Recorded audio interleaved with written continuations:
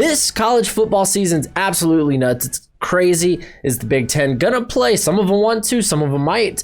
I don't know. It's a wild season. It's gonna be tough to evaluate prospects, but nonetheless, I'm gonna come in and bring you my 10 underrated prospects for the 2021 NFL Draft. Before we get into that, what's crack-a-lackin'? It's your boy Broshmo, just in case you did not know. So go ahead, become a bro and subscribe. Leave a thumbs up if you enjoyed the content. It's always much appreciated, much obliged. I'll have a mock draft out. Hopefully it should be Friday. I'm working on tonight. I say tonight, Wednesday night, so it should be out Friday. But yeah, here are some of my most underrated prospects, and I would be remiss if I didn't include this guy on the list. We're going to start no particular order. I'm going to start with Tyrion Terry, the wide receiver out of Florida State. Don't worry, it gets a little different after this, but I have to include this guy. I love him. If you're not new to the channel, then you know my love for Tyrion Terry, and I think he's very Randy Moss-esque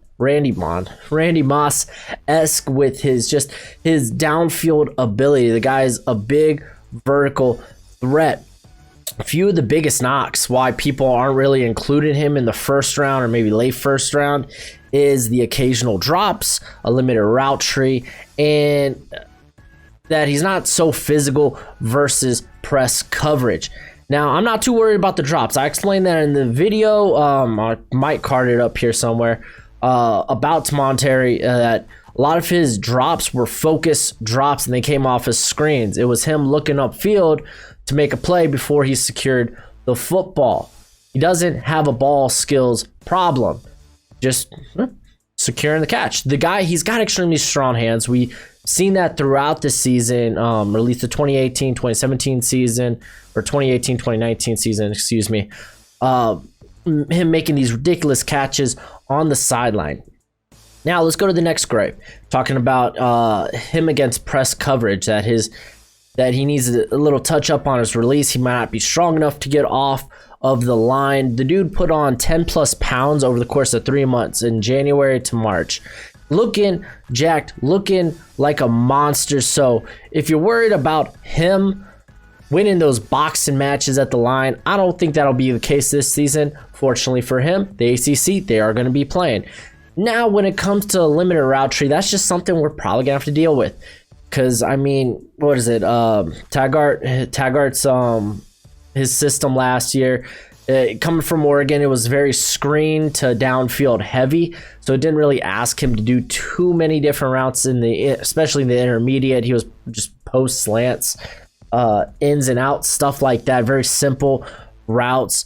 And I'm going to tell you, Mike Norvell's scheme it's not much better. It might be even more gimmicky coming from Memphis. So I don't think we're going to see too much of an expanded route tree this year, but I'm not too worried about that because the intangibles he brings to the table are just so much better. Let's really focus on the pros here, because the guy is such a long, like a downfield threat. He's got long field speed. The guy averaged 20.3 yards per catch in 2019. He had some nice contested catches down the field. Come at me, the dude's got good hands, and he's only getting stronger. He was very good after the catch. You can see that on a variety of screenplays, because that's what they did last year. I love Tyrion Terry. I think he should be a top 15, maybe even a top 10 pick, and maybe we'll see. Maybe it'll become like that as the season progresses. And next, I got Lynn J Dixon out of Clemson. I talked about this guy on my running backs list, and no one's really talking about him because it's all about who's he behind, who's in front of him. And it's Travis Etienne, who y'all know, if you're not new to the channel, I love the heck out of Travis Etienne. And when he decided to return for his 2020 season, there were some rumblings that Dixon, he might transfer. He ended up not transferring. He ended up staying. And granted, everything I'm about to tell you, this is based on a small sample size because he is the backup there. But the dude's got game-breaking speed. He's and ability. The dude averaged 7.1 yards per carry. He's been used a lot in the pass game, which, you know, if you used a ton in the pass game, it makes it very valuable in the draft. But more as a blocker, I want to see him better utilized as a pass catcher, because he definitely has that. He does have after the catch ability. Like, we've seen it rushing. And it should translate to the pass game in theory, but he's a guy you should probably keep on your radar, even despite being the backup. He had over 600 yards, 6 touchdowns there in Clemson. And then at 3, I got Amari Washington out of TCU, the safety. And everyone will be, or is probably already telling you, his size kind of locks him in as a slot guy, only that slot safety hybrid maybe. Because, I mean, the dude's only 5'8", he's 175 pounds, but I think he very, very much so resembles the Honey Badger when he was at LSU. This guy's really good. He's got great short area quickness. He's a very solid tackler. The guy makes plays he makes plays. He's just got really good ball skills. He only allowed 5 catches last year on 14 targets. He's got great potential, but I think he deserves to be a first rounder. I don't think he will be. He'll probably end up falling somewhere in probably like the late second, early third round. And then I got a tight end. I got Trey McBride, who very, very well end up being on my 2022 draft positions rankings, because they're not having a season in the Mountain West. And this guy, he's got all the makings of a first round tight end.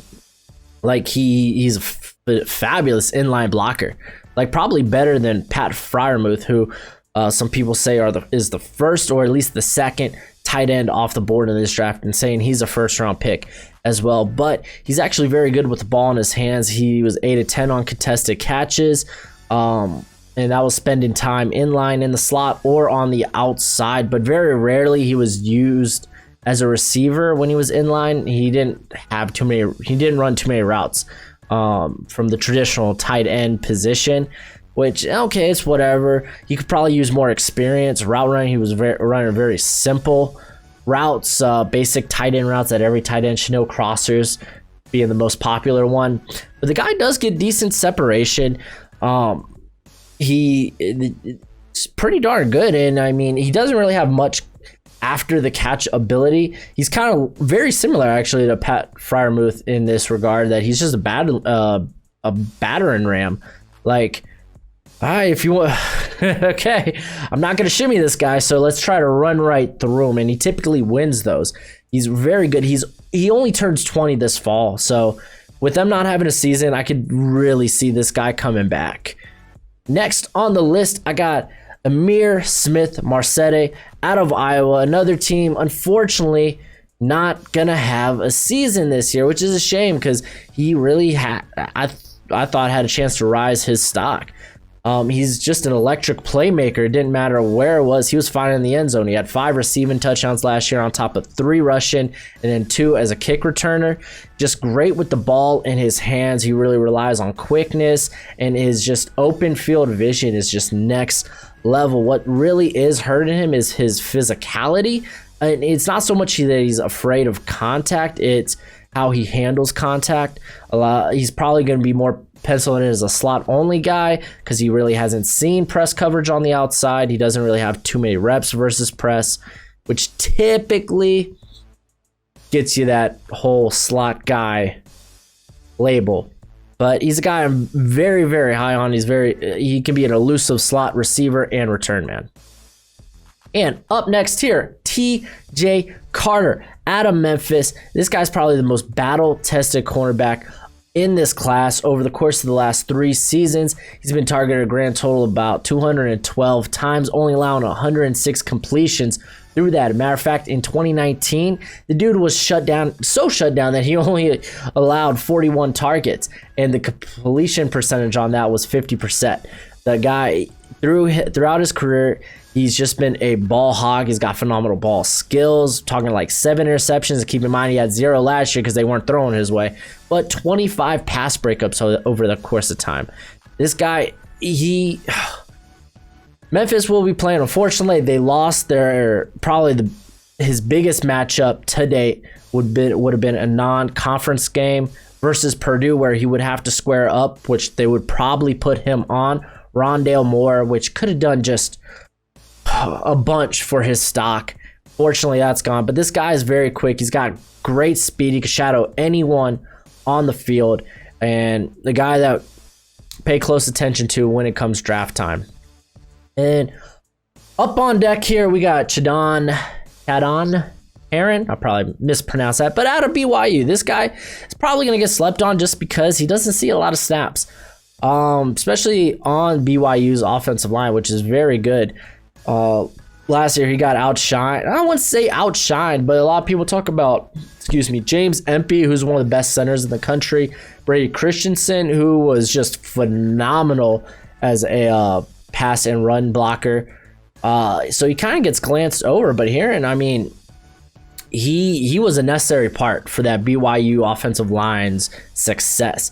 I mean, he spent a majority of 2019 filling in at guard when injuries came up, but the guy is very versatile, and that versatility is very vital, especially makes him a valuable rotation player along the line. Bruce Feldman threw this guy up on his freaks list because the guy is a complete specimen. The dude is pretty athletic for his size. He's like 6'7". I think he's around, 310, 315. And he moves that way. I mean, matter of fact, his offensive line coach, who was a former coach at Arkansas, said this guy's the freakiest dude he's seen since Frank Ragnow, who, by the way, had a pretty darn good year this past season. So it wouldn't surprise me, especially since this year is going to be very combine, oriented. I mean, you're not going to see a ton of football from a lot of these guys. So I think we're going to see scouts and teams and analysts just kind of look at the combine and be like, all right, let's just put all our eggs in the basket of this freak of nature. And I think Heron has that capability. I think he has tremendous upside, especially move him out to tackle with his size and athleticism. He has great upside to be a very good developmental player, at least early on. So that's why I got the early day 3 grade on him. It might go down since I don't think they're playing. Well, they're in I don't think they're playing at all this year, though.